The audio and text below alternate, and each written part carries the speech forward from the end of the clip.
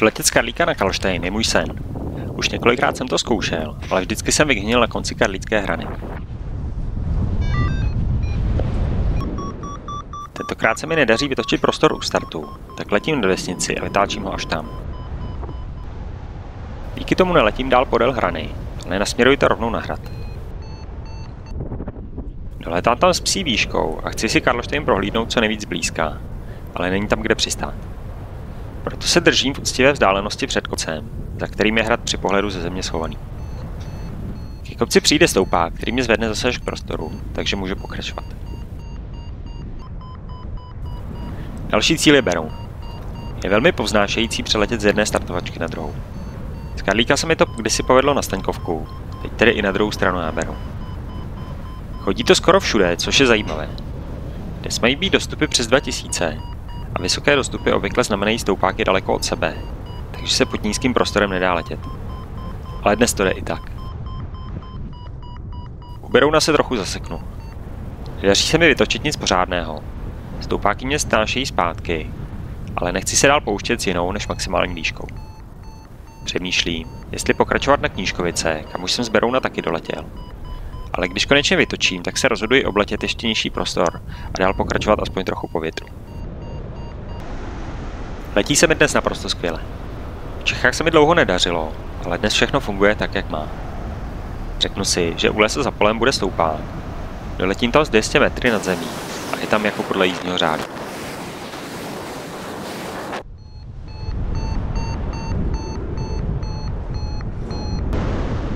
Lesáky dnes taky jsou, ale přesně podle učebnicových pouček je za nimi vždycky stoupák.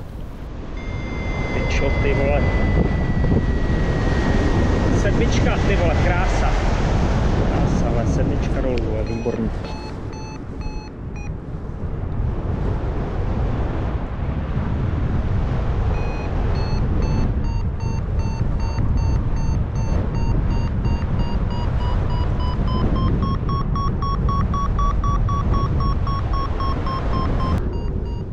Stoupáky jsou trochu svouknuté po větru. Točím jádro, vypadnu z něj, letím trochu dál po větru a zase tam je. Dá se na to dnes celkem spolehnout, ale stejně si radši s nízkou výškou dál točím jedničku, dokud z ní není nula.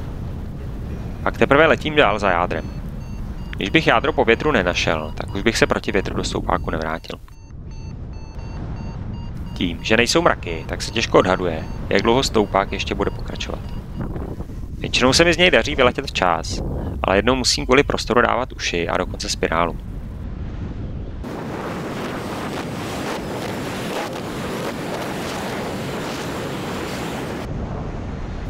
Když z ní vyjedu, tak Vario zakvílí.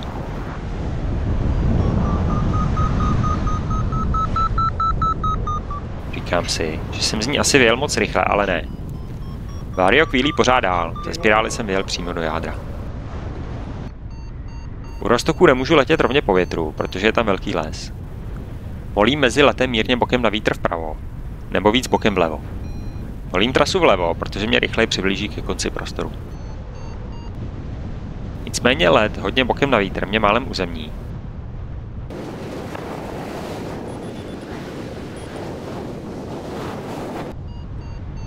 Těsně za lesem je ale naštěstí záchranný stoupák. Mým dalším oblíbenou startovačku, Řevničov. To už jsem je kus prostoru, ale bohužel se mi nad 1000 metrů stejně nedaří vystoupat. Nicméně to nevzdávám a díky trpělivosti se nakonec přeci jen zvednu. Vyletět z prostoru a vyhnít se dnes naštěstí nepotvrzuje, takže za chvíli míjím ranou a oblík.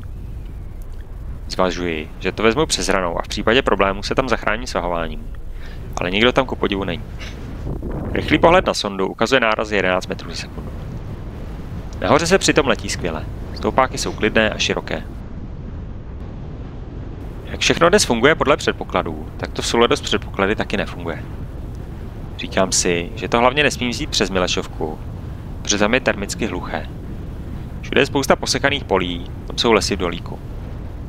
Milešovka je navíc homolé, takže se o ní vzduch nezvedne. Nicméně měkný vítr stejně sfoukne a je to tam přesně tak špatné, jak jsem čekal. Přilétám ji bez výpnutí Varia a ještě teprve v jejím závětří začínám něco lovit. Je to pochopitelně turbulentní.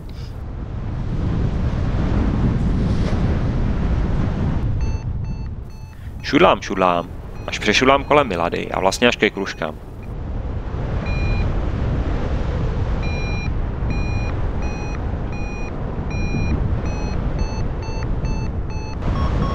Hele, paraglidista, to je dobrý. Odkud letí, ty vole. Tam se teprve zvednu, minu další startovačku Krupku a můžu pokračovat do Německa.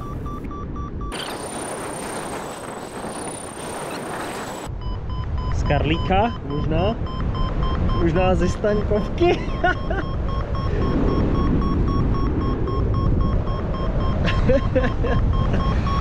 Z Oseru. Už z dálky jsem na jinak bezoblačném nebi viděl velký ryb. Nejdřív jsem si myslel, že je to ojedinělá bouřka, ale jak jsem se přibližoval, tak jsem zjistil, že to jde z hořícího lesa, který spál v Českém Švýcarsku. Vyhýbám se tomu velkým obloukem. Vítr unášející žhavé úlíky zapálil i další les opodál a kouř zastínuje velkou oblast. Kromě toho bohužel v Německu nastupuje vysoká, takže večerní slabé podmínky jsou dále utlumené.